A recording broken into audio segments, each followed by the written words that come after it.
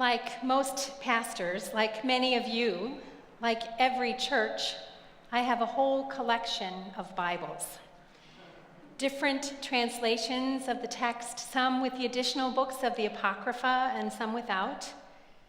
Some that have been given to me as a gift, and some that I have purchased myself for different occasions. I still have the one I took to class nearly every day when I was in seminary, and before that as a religion major in college. The front and the back covers of that Bible have completely fallen off, and many of the pages have come loose from the spine. It's so fragile, I don't use it anymore, but I also know I'll never get rid of it. I keep another Bible in my car. It fits in my purse, actually, and I have it to take on pastoral visits and to the cemetery. Some of its pages, especially the Psalms, are wrinkled, pebbled from rain falling on them at graveside services. 2 years ago, I acquired another Bible. It belonged to my mother. On the day after she died, quite suddenly, my brother and sisters and I entered her apartment in Durham, North Carolina, together, and quietly noticed all the things she had touched on the last day she was alive. The coffee cup still in the sink, the shopping list on the counter, the towel in her bathroom, the book beside her bed, the Bible opened on her desk.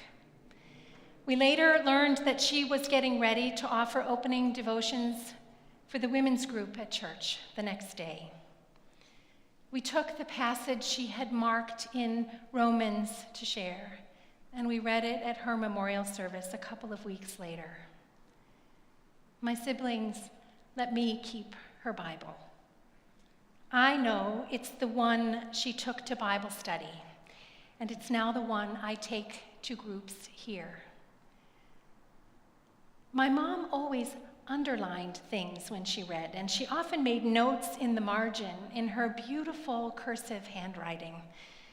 So now as I study it, I get to see what she wondered about, what questions she asked, which verses mattered most to her, which ones were lights shining in the darkness and were for her full of grace and truth.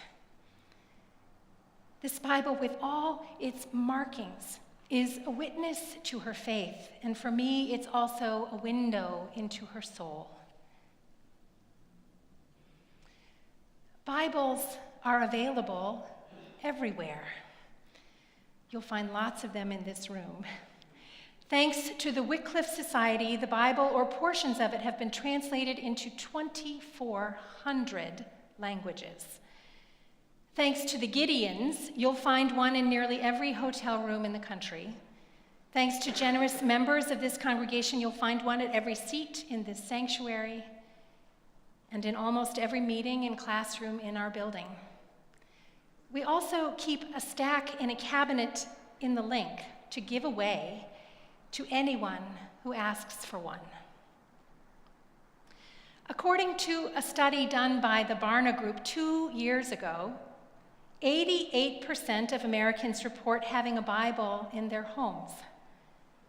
The Bible is still the best-selling book of the year every year. And we find biblical stories alluded to in literature. We hear biblical themes referenced in political speeches. And we know that the Bible is the inspiration for some of the world's most remarkable art and music. Here in the church, we read one or more passage of Scripture every time we worship. The Bible is the foundation of every sermon. I wouldn't have a clue what to say to you on Sunday mornings without it. Still, even though the Bible is now vastly available, that doesn't mean that most people understand it very deeply. The 2015 Barna study also revealed that even though most American adults say they have a Bible, fewer than half can name the 4 Gospels. What are they? Matthew, Mark, you got it. You pass. 60% of Americans can't name even 5 of the 10 commandments. Now, I know that some of you want to test yourselves right now, but stay with me. I'll give you the page number to find them when we get to the announcements, I promise, so that you can check. Let's keep going. Barna also reported that 82% of Americans think that God helps those who help themselves is a Bible verse. It's not. 65% of Americans think that Hercules is a biblical character. 35% of Americans believe that Joan of Arc was Noah's wife. That's the best one. Unfortunately, we don't know the name of Noah's wife, though we bless her for putting up with his wild vision. Joan of Arc, as you know, is from the 15th century in France. 40% of Americans believe that the Sermon on the Mount was preached by Billy Graham. The sermon belongs to Jesus, and it's in Matthew's gospel. All this biblical confusion is funny, but also a bit disturbing, as it perhaps helps us understand more clearly how the religious right has been able to use our illiteracy to usurp the Bible's message and distort what the Christian faith actually has to say to us. For instance, when defending our government's immigration ban from a religious point of view, Billy Graham's son Franklin said, "That's not a Bible issue." He could not be more wrong about that, because in fact, when you read the Bible, it's impossible to miss that one of the most consistent messages threaded through the Old and the New Testament in narrative, law, prophecy, poetry, and parable are words about welcoming the stranger, the immigrant, the foreigner, the refugee. All this is to say, we have to know what's in the Bible if we want to be part of the discussion about how it's used to justify a perspective and to lend authority to action. Which I believe gets right to the core of what the Protestant Reformation was about. It seems to me that fundamentally, the matter with which Luther and the other reformers wrestled was about authority. How do we know what the truth of the Christian faith is, and who gets to decide? In the Middle Ages, the church was the repository of all truth, not the members of the church, but the tradition of the church, the institution, the hierarchy, the Pope, and Rome. The Bible itself had very little authority. Why? Because very few people knew anything about it. 500 years ago, the Bible was actually at risk of disappearing. We so associate the Bible with church and the church with the Bible that it's hard for us to imagine that there was a time when they had almost no connection. Martin Luther himself said many times that the study of the Bible was simply unheard of in his early years as a monk. The average layperson attending Mass had almost no idea of what it contained or that it was even a book.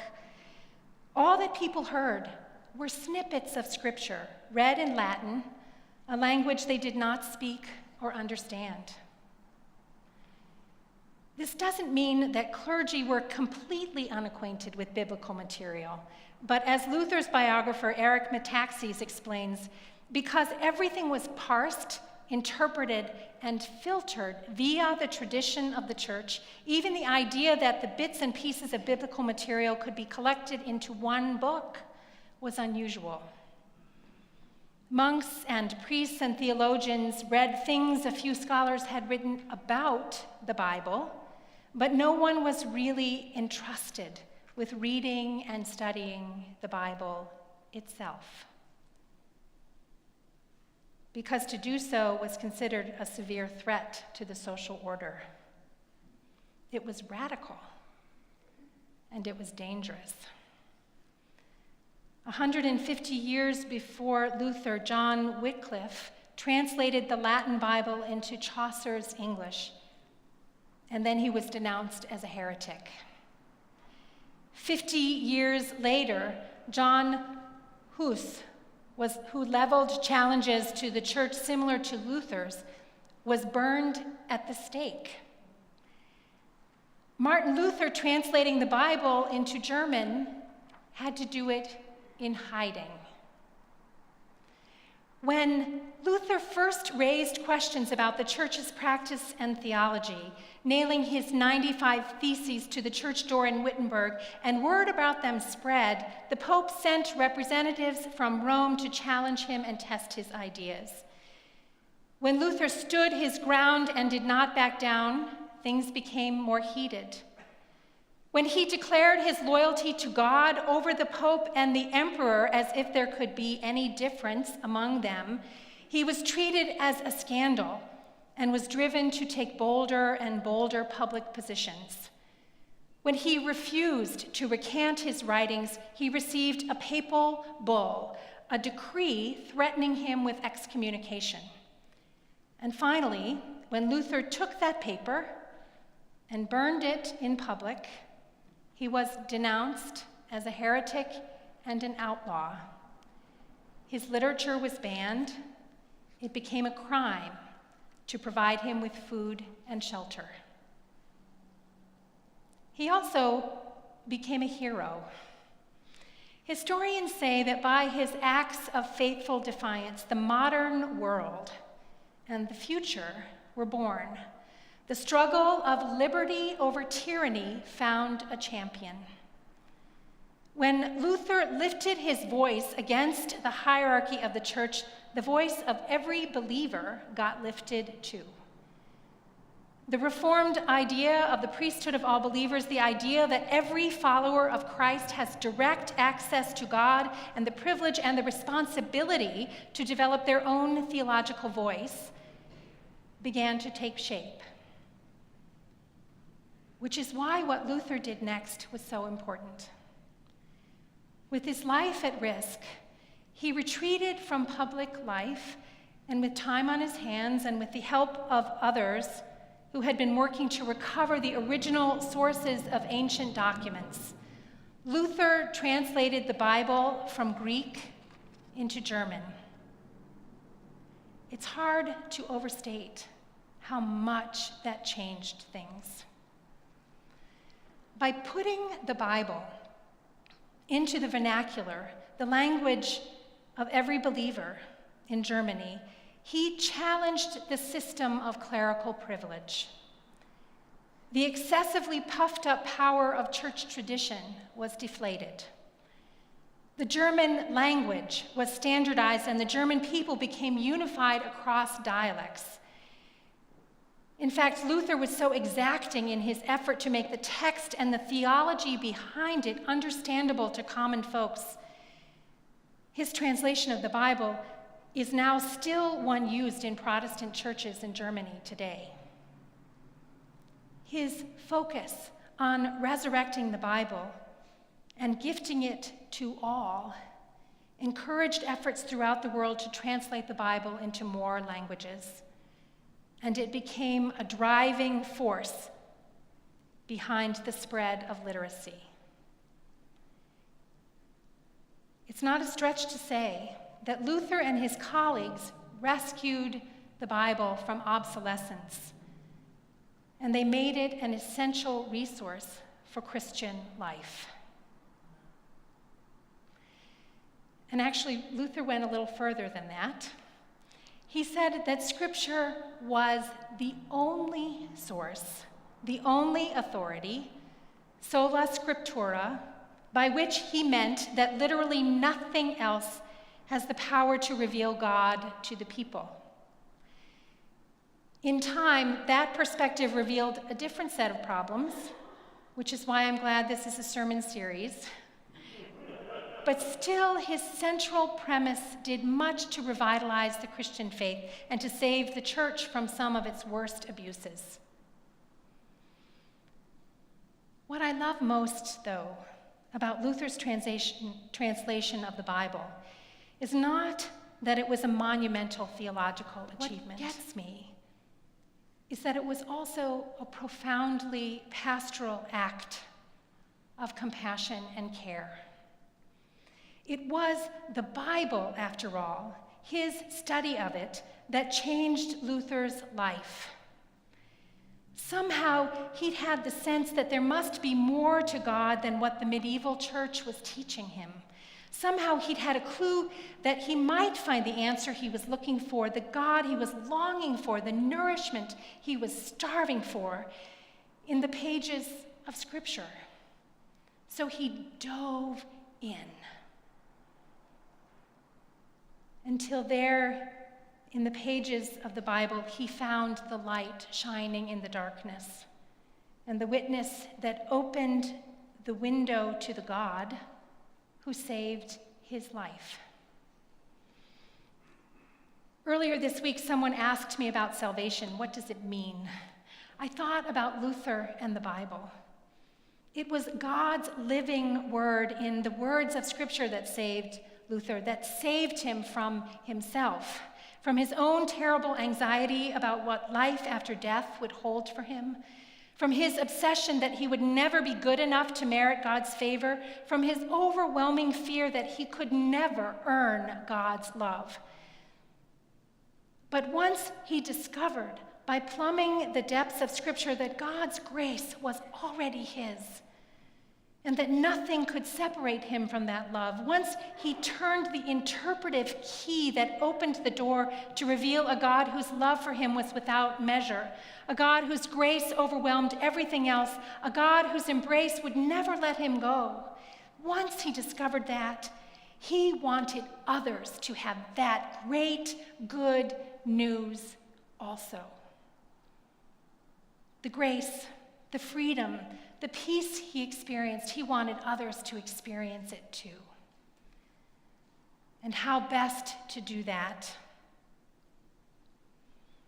It was to put the Bible into our own hands so that we could read it for ourselves, so that you and I and countless others can encounter God's living word speaking directly to us, so that we can ask our own questions of the Bible and wonder over it and underline on its pages the verses that matter the most to us, so that we can hear the parables that help us live, the psalms that accompany us as we die, and the promises that remind us that in God's love, we will never die. Luther believed that in reading the pages of the Bible, we would be changed because he was.